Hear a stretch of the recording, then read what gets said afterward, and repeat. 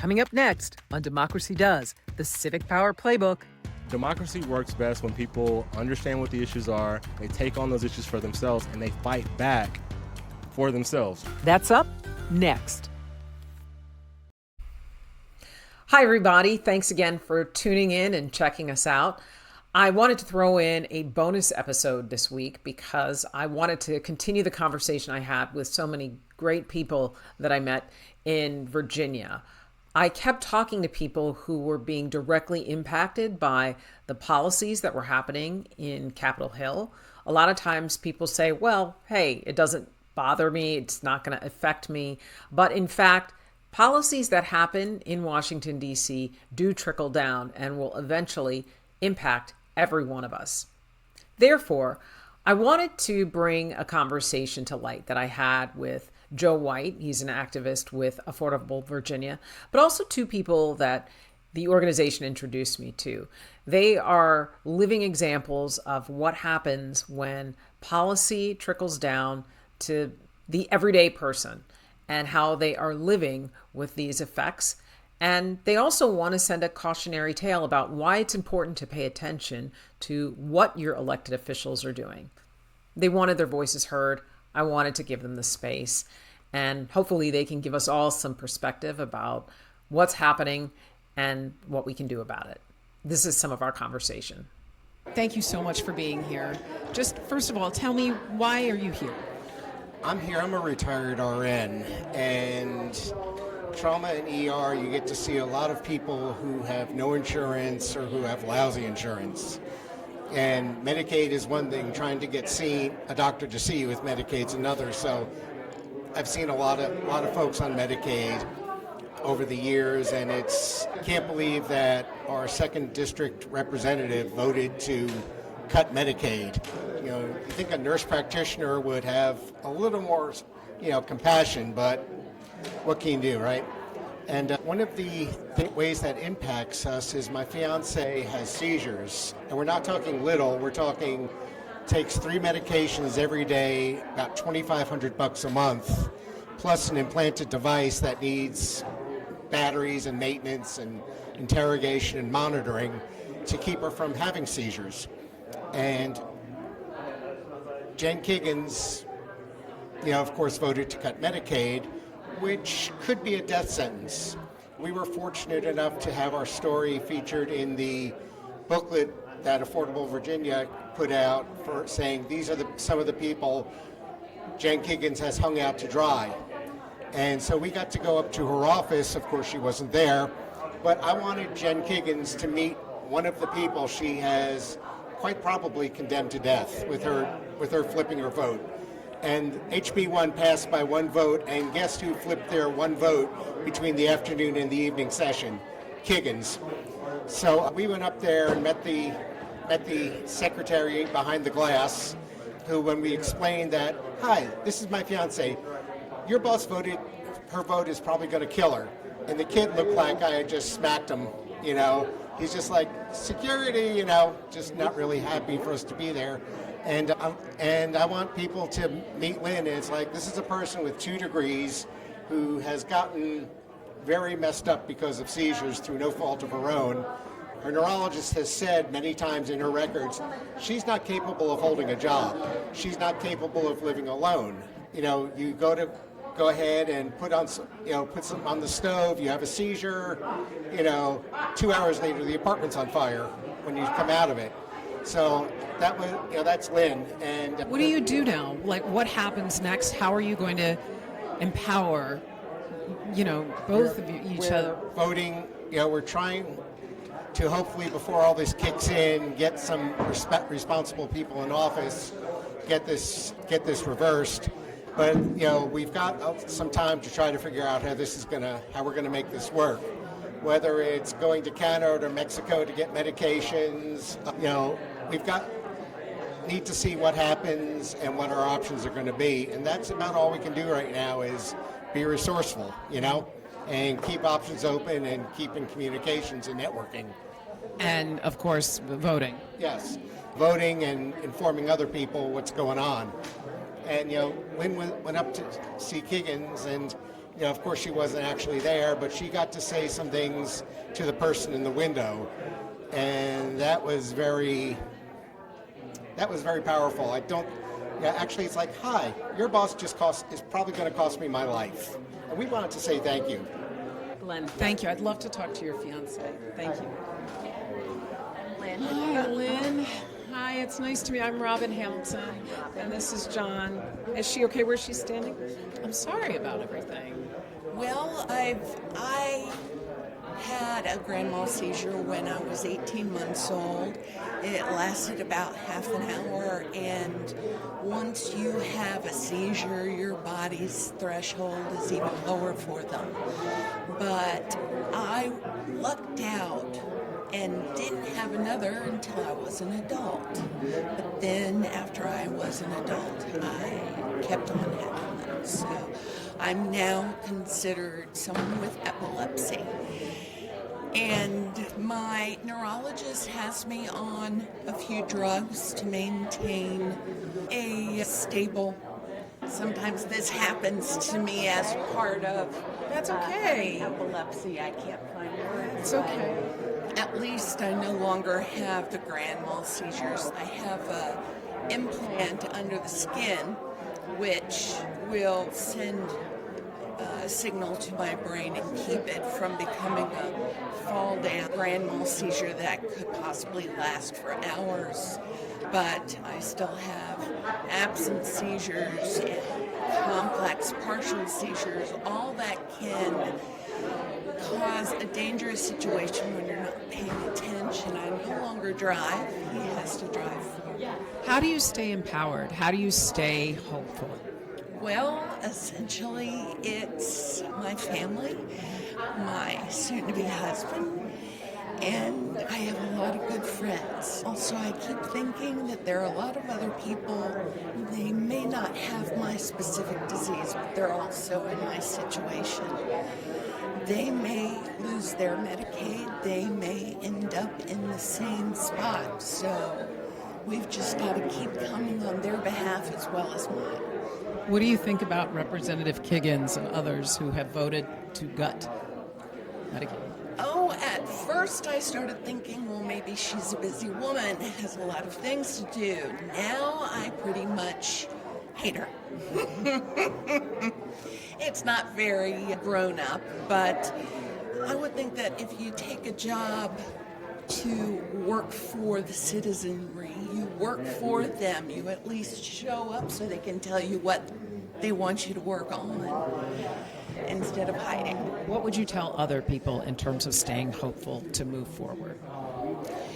As long as we all stay together, we move as one, and we continue to keep that hope, we will eventually get through this. And frankly, to be honest, I think if we get Trump out of office, that will be a good beginning. Thank you so much. I wish you the best of luck. Thank you. I want Representative Kiggins as a master's prepared nurse to meet Lynn's mom, who is also a master's prepared nurse, and explain to her RN to advanced degree RN to advanced degree RN how you can in good conscience vote to cut insurance from people in her daughter's situation. She can't work. It's been 5 years, her disability, she's been working on getting a disability for over 5 years. And Representative Kiggins, how can you in good conscience vote to take away her medication? That's what I want to know. Thank you. Okay. Can you just tell me your name and your affiliation? Yeah, my name is Joe White, and I'm from Norfolk, Virginia, currently, originally from South Carolina, and I'm an organizer for an organization called Affordable Virginia, which is a project of the Campaign for a Family-Friendly Economy. Now, family-friendly economy. Tell me about your concern with a number of the policies that have been voted upon by the representative in office that are directly impacting your community. Right. Congresswoman Kiggins has voted in favor of cuts to Medicaid. She's voted in favor of cuts to SNAP. She's generally voted for cuts that favor the rich and well-connected at the expense of working families and military families. Let's talk about SNAP, for example. What does that mean for this community, having SNAP SNAP benefits cut? How is that going to impact the community? I think what people don't understand is that actually a large percentage of military veterans and current military service members rely on SNAP. So when you make cuts to SNAP in an area where 30% of the people are veterans, you're actually harming military families. When you have lower median income here in Virginia Beach than you see across the country, then you know that food insecurity is a big issue here, and that's probably evident by the amount of food banks that we have in this area, right? So we know that food costs are rising because of tariffs and because of, just prices rising in general, right? But we have not seen the Congresswoman fight back towards Trump's tariffs. We haven't seen her fight back to make sure that SNAP benefits were not pulled out of this budget. She said she believed that protecting the energy tax credits was going to be important. Still voted against them. It seems like at every single turn where she could vote for kids, vote for families, or vote for workers here, she's been beholden to her donors. And so what does that mean when you talk about SNAP benefits getting cut? What do you expect to see in this community, and what resources will people have then? Kids will starve. I spent 2 years as a teacher in South Carolina, and so I lived firsthand in districts where most of the children relied on assistance to get lunch, right? And so when we know that, any teacher knows that some kids' meals, the only meals that they access in that day, breakfast and lunch, at schools, sometimes that's the only meals that they're receiving. So when you cut SNAP, and you didn't really cut it for families, you cut it for children over a certain age, you're saying that these children can starve. These children can go without the nutrients and supplements that they need in order to be healthy. We know, I think it's even more alarming because she's a nurse practitioner. Jen Kiggins is a nurse practitioner. So she knows that kids that aren't eating is not healthy. She knows that kids that rely on these programs need them, and that having to cut into more budget for food means less money for rent, less money for other things that they can afford. So when we just talk about food stamps or SNAP benefits as if they're in one sector, but they bleed out and affect everything budgetarily. Like when you go to the store and everything is twice what it cost 2 years ago and your salary didn't rise, a prudent person would believe that, okay, it's going to be tougher out here, right? Costs have risen. We've seen this woman stand there silently, not answer her phone, not answer her constituents that come to talk to her about rising costs, about protecting programs like SNAP, protecting programs like Medicaid. And they can't reach her, honestly. So that's the reason why we host events like this, Cardboard Kiggins Town Hall, because that is the only way that they see their representative. They call her office, silence. They visit her office, they are not allowed inside. They go see her in D.C., and they can't even interact with her. We focus on 3 branch issues at Affordable Virginia. We focus on childcare, healthcare, and affordable housing. And that's just assuring that military families, veterans, and anyone that calls VA2, Virginia's 2nd Congressional District, home, is living affordably and living within their means in a way that's actually able to grow savings, to actually, build them a good life. And so we fight for those family issues, table issues. And so when you fight for these issues, what kind of resources can people get or learn from you? Because I think right now a lot of people are really scared and they don't know what to do. I think knowledge is power, and so that's one of the biggest things we provide at Affordable Virginia. We go through some of the granular things as far as like how these budgets are passed, and we go through how that process works so voters know how they work. We know how much is being cut from individual programs, so we try to inform people about how those programs are being cut. But one of the most powerful things we do is empower people, right? Democracy works best when people understand what the issues are, they take on those issues for themselves, and they fight back for themselves, right? So we empower people to share their stories with us about any of the issues that we're trying to tackle, right? And we elevate these stories to journalists, to documentarians, to pretty much anyone that's willing to elevate their story. And we believe that solving these issues will really come from real people telling their stories, and that real stories have the ability to change the color of the landscape. They can really change the country that we live in. So we start from the story. And one of the things I love that you say that democracy works when we are all involved, because that's one of the taglines with my podcast is everybody needs to be involved. And one of the things I want people to do is to feel empowered. And so part of this title of my podcast is the Civic Power Playbook. And the playbook are from people like you who are advocates, people who know policy, understand, can educate others into things they can do that are tangible and accessible. So what are 3 things you would recommend, even if it's 1 or 2 things, that you would recommend someone to do to feel empowered? If they came to you and said, I don't know what to do, what would you tell them? There's always opportunities to volunteer. Volunteer. There are always orgs out that are trying to get people to vote, or that are trying to get postcards sent out to people about particular issues, right? So I would say find an opportunity in your community 2 to 3 times a month to volunteer. That's the first thing I would do.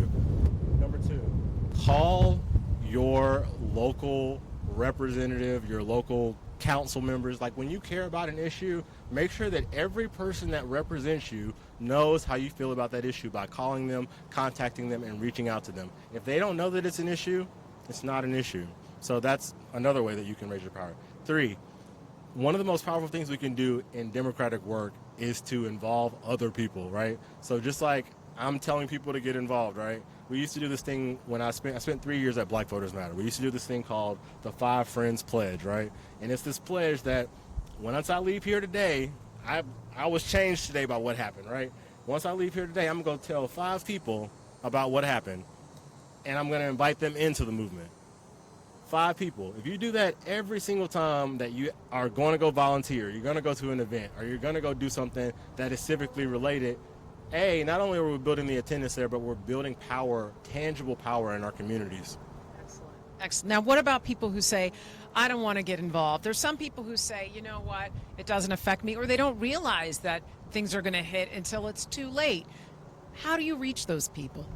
Yeah, I think that's where the stories come in, right? People, when they hear the news, they might hear the billionaire's perspective or might hear messaging points, right?